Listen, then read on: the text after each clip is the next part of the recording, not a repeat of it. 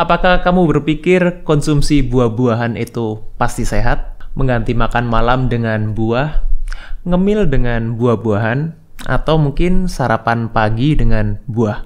Mungkin kamu perlu simak video yang satu ini.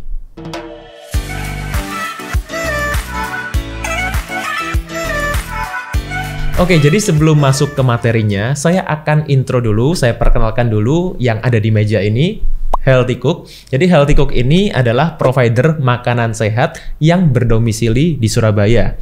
Jadi ada cateringnya, juga ada cemilan-cemilan sehatnya juga. Spesialisasinya Healthy Cook ini adalah personalized healthy catering.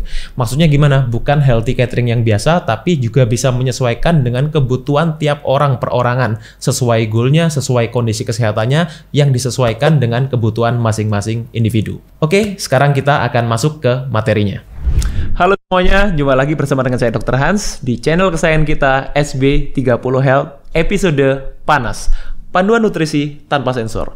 Dan kali ini saya akan jelaskan mengenai gula buah yang seringkali diidentikan dengan gula yang sehat karena ini alami, natural. Apakah benar seperti itu? Ayo kita bahas. Nah, berbicara mengenai gula buah atau buah yang secara umum ya, yang selama ini kita kenal seperti pisang, apel, melon, semangka, jeruk, dan lain-lain, ini seringkali diidentikan dengan makanan sehat. Bahkan seringkali kita kan selalu dengar yang namanya makanan sehat, ya sayur-sayuran dan buah-buahan. Jadi kalau konsumsi antara kedua ini pasti sehat dong. Apalagi buah-buahan ini seringkali di branding atau diklaim sebagai makanan yang kaya vitamin, kaya mineral, kaya serat, dan gulanya pun ini gula alami atau natural sugar. So, it must be healthy, right? Maybe.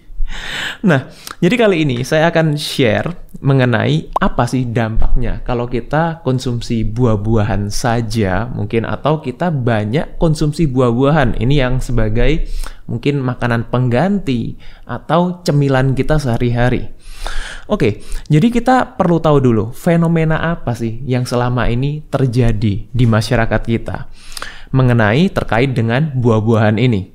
Yang pertama, fenomenanya adalah soal mindset. Nah, everything comes from mindset. Saya selalu bicara seperti itu.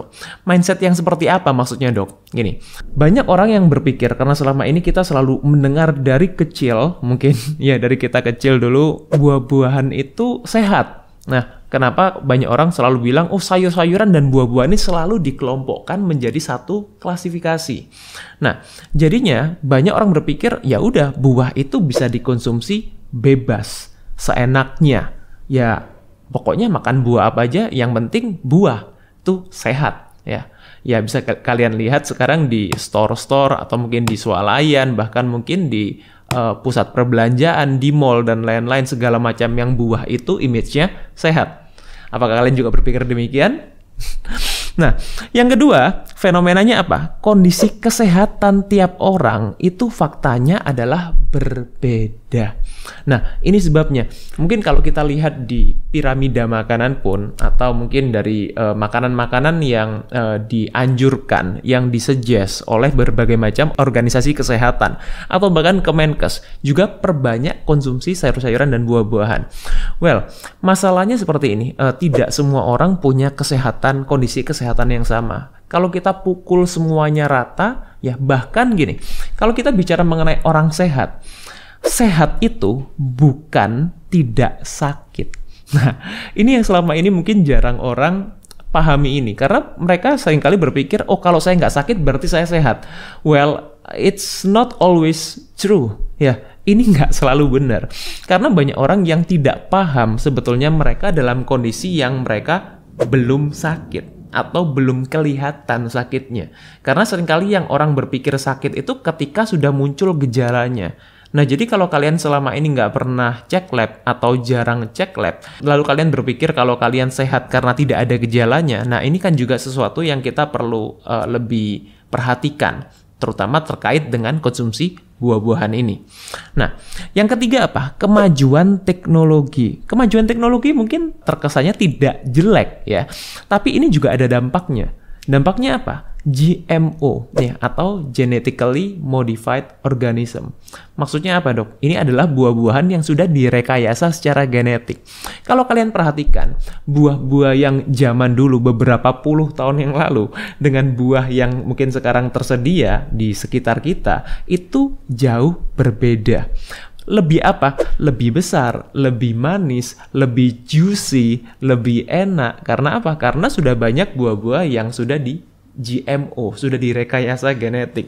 Bahkan mungkin kalau kalian tahu ada yang namanya semangka tanpa biji, durian macam-macam juga. Nah, jadi ini terjadi perkembangan teknologi yang mungkin dari satu point of view, orang berpikirnya ini suatu kemajuan yang baik, membuat kita hidup lebih nyaman.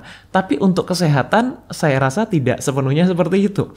Ya, karena buah-buah yang di GMO ini atau direkayasa genetik ini punya dampak yang juga besar untuk kesehatan, terutama jangka panjang, bukan jangka pendek memang, ya.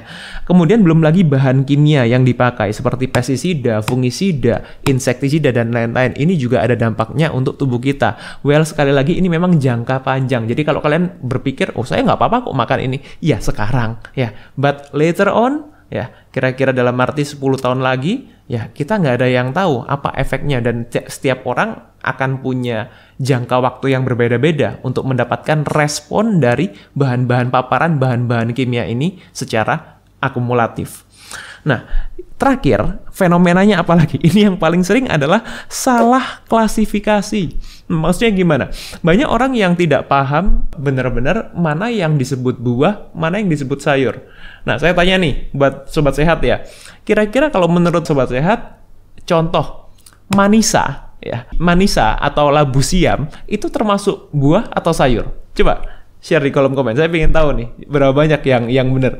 Manisa atau labu siam yang selama ini kita bilang kita buat masakan Indonesia, itu buah atau sayur? Itu yang pertama. Yang kedua, tomat itu buah atau sayur? Coba di kolom komen. Saya ingin tahu nih berapa banyak. Nanti saya akan respon ya buat Sobat Sehat yang sudah jawab antara manisa ya dan tomat itu termasuk buah atau sayur. Oke, saya lanjutkan lagi. Nah, sekarang kita akan bedah nih. Kalau selama ini kita dengar antara buah dan sayuran ini selalu di termnya, sebutannya, istilahnya selalu disamakan atau dalam arti dibuat setara ya, sayur-sayuran dan buah-buahan gitu. Sebetulnya apa sih bedanya buah dan sayuran itu? Buah ya, faktanya punya gula yang 5 kali lipat lebih banyak daripada sayuran. Ini saya bilang secara umum ya. Jadi buah-buahan yang tadi saya bilang secara umum dan sayur-sayuran, bukan yang mungkin antara perbatasan antara sayur dan buah ini. Yang kedua, buah itu punya komposisi 85% itu adalah gula. Jadi sekali lagi ini buah secara umum. Gulanya ini apa saja jenisnya? Ada fruktosanya, ada glukosanya, ada sukrosanya. Karena gula itu kan juga bermacam-macam jenisnya. Sudah pernah saya bahas di video mengenai karbohidrat yang kalian bisa cek di video saya sebelumnya mengenai karbohidrat, jenis-jenis gula. Kemudian, kalau saya ingin fokus pada fruktosa. Nah, karena fruktosa ini apa? Fruktosa ini yang seringkali mungkin sering diabaikan atau kurang diperhatikan, bahkan sering disepelekan. Karena apa? Karena efek fruktosa ini menekan grelin lebih minim. Grelin itu apa, Dok? Grelin itu adalah hormon yang menyebabkan kita punya rasa lapar. Nah, efeknya apa? Kalau dia punya efek menekan grelin yang lebih minim, kita jadinya lebih mudah lapar lagi. Atau bahasanya adalah kita less satisfied. Kita mungkin kenyang, tapi kita merasanya kayak kurang puas. Atau puasnya hanya bertahan sebentar. Karena fruktosa ini menekan grehlinnya lebih minim. Efek penekanan grehlinnya, hormon yang menyebabkan kita rasa lapar. Itu yang pertama. Yang kedua, fruktosa juga memicu kortisol. Kortisol itu adalah hormon stres ya. Kita mungkin sudah sering dengar, saya sudah sering bahas juga mengenai kortisol ini. Di mana kortisol ini juga bisa akan memicu gula darah yang nantinya juga akan memicu insulin. Efeknya apa? Kalau berlebihan akan menyebabkan juga resistensi insulin. Saya juga sudah sering bahas mengenai efek resistensi insulin yang bisa ke banyak macam penyakit metabolik, kondisi metabolik, hipertensi, kolesterol, asam urat, gagal ginjal, obesitas, diabetes, dan lain-lain. Dan ini juga bisa menyebabkan fatty liver. Banyak orang yang berpikir gini, oh makan gula dari buah itu aman untuk orang diabetes karena tidak terlalu meningkatkan gula darah. Well, betul, karena buah punya kandungan fruktosa yang tinggi. Ya, jadi efeknya beda dengan kita konsumsi gula putih atau gula pasir atau gula coklat. Ya, tapi bukan berarti ini aman untuk orang yang diabetes. Karena apa? Karena fruktosa memang dia tidak meningkatkan gula darah seperti glukosa. Tapi untuk efek jangka panjangnya ini bisa menyebabkan fatty liver yang bisa juga akan menyebabkan resistensi insulin yang nanti efeknya ke diabetes juga. Ya, jadi ini yang perlu kalian perhatikan. Jadi jangan berpikir diabetes itu hanya seputar gula darah saja, ya. Nah, fakta yang terakhir yang saya bahas di sini adalah mengenai sayuran. Tadi memang banyak orang berpikir, oh buah kan juga ada kandungan vitamin, mineral, serat, dan lain. Betul, tidak salah. Tapi sayuran, kalau kita compare kalori per kalorinya, sayuran itu punya kandungan vitamin, mineral, dan serat yang jauh lebih banyak daripada buah-buahan. Ini adalah faktanya. Nah, mungkin kalian bertanya, tapi ada kok dok orang yang makan buah, ya bahkan mungkin buah saja, atau yang sebutannya adalah frutarian, mereka hidupnya sehat. Why? Atau orang yang mungkin gini deh, yang lebih simpelnya orang yang menggantikan orang yang mulai banyak makan buah, dulunya nggak pernah makan buah, terus sekarang mulai makan buah. Kenapa jadinya lebih sehat? Nah, ini alasannya. Yang pertama, biasanya satu kebiasaan baik ini akan membawa ke kebiasaan baik yang lain. Contoh seperti ini, orang yang selama ini mereka mungkin kalian salah satunya Sobat Sehat memutuskan untuk hidup sehat. Kemudian cemilan-cemilan kalian yang selama ini mungkin cemilan keripik, ya cemilan yang manis-manis, cake dan lain-lain, lalu kalian gantikan dengan buah-buahan. Nah, biasanya orang yang sudah memutuskan untuk hidup sehat, biasanya mereka akan punya mindset juga yang berbeda. Ya udah kalau gitu karena saya udah mulai makan buah, gimana kalau saya juga mulai olahraga? Gimana kalau saya juga mulai jalan pagi? Gimana kalau saya juga mulai untuk mengatur pola makan saya yang lain, mengurangi nasi dan lain-lain. Nah, jadi ini biasanya secara tidak disadari, kita akan membawa kita punya kebiasaan-kebiasaan baik yang lain. Jadi kalau kalian berpikir efeknya hanya karena konsumsi buah, saya rasa tidak sesimpel itu. Nah, ini adalah efek yang seringkali terjadi, efek domino yang baik. Ya. Yang kedua, bisa jadi pola makan sebelumnya memang benar-benar buruk. Ya, contoh gini, kalau kalian selama ini memang suka makan junk food, drive-thru, martabak, pizza, dan lain-lain, lalu kalian sekarang menggantikan semua cemilan-cemilan buruk kalian dengan buah. Well, tentunya akan lebih baik dibandingkan pola makan yang sebelumnya. It's obvious, ya.